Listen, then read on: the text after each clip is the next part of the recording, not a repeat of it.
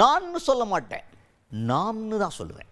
நீங்கள் இல்லைன்னா நான் இல்லை, நீங்கள் இல்லைன்னா எங்கள் கட்சியே இல்லை அப்படின்னு ரொம்ப பாசம் பொங்க பேசியிருக்கார். யார் அவர்? ஏன் திடீர்னு இல்லை, பாசங்கிறதெல்லாம் அப்பப்போ காட்டிகிட்டு இருப்பா, எப்பவுமே காட்டுவார். ஆனால் ரொம்ப ஓவராக காட்டியிருக்காரு. என்ன பிரச்சனை? யார் அவர்? பாமகவின் நான் தான் தலைவர் அப்படின்னு சொல்லிக்கிற அன்புமணி ராமதாஸ் அவர்கள். இப்போ வந்து கன்ஃபியூஷன் போயிட்டுருக்கு, அதனால சொல்கிறேன்.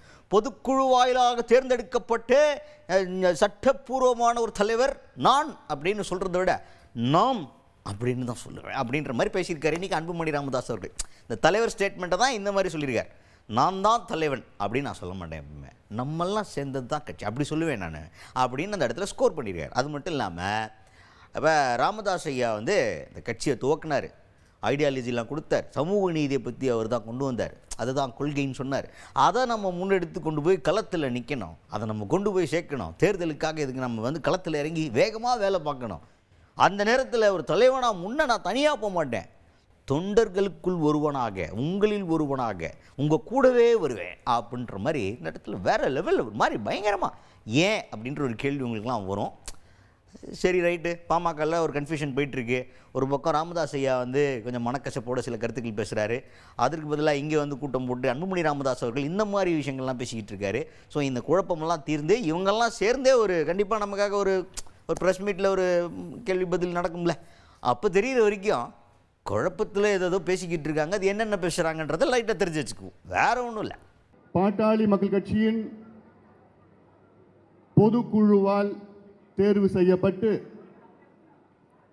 இந்திய தேர்தல் ஆணையத்தில் அங்கீகாரம் பெற்ற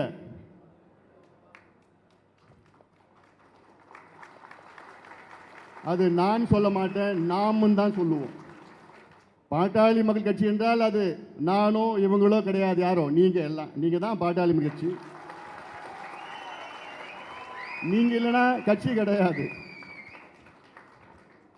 இதில் ஏன் சொத்தோ இல்லாட்டி பாலு சொத்தோ என்டிஎஸ் சொத்தோ யார் சொத்தும் கிடையாது. இது நீங்க தான் பொதுக்குழுவில் முறையாக நீங்கள் தான் என்னை தேர்வு பண்ணீங்க. என்னுடைய கடமை உங்களோடு சேர்ந்து ஒரு அடிமட்ட தொண்டனாக நான் செயல்படுவேன்.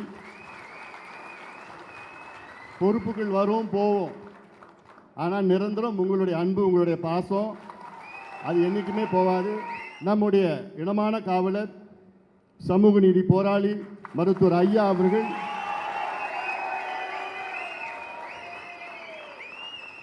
நம் கட்சியை தொடங்கியிருக்கின்றார். தொடக்கத்தில் அவருடைய கொள்கைகள், வழிகாட்டுதல் சமூக நீதி, சமத்துவம், ஜனநாயகம், அதை நாம் மனதில் நிறுத்தி அந்த கொள்கைகளை நடைமுறைப்படுத்த நாம் களத்தில் வேகமாக இறங்குவோம். அதில் உங்களில் ஒருவனாக, முதல் தொண்டனாக உங்களுடன் சேர்ந்து நான் இறங்குவேன்.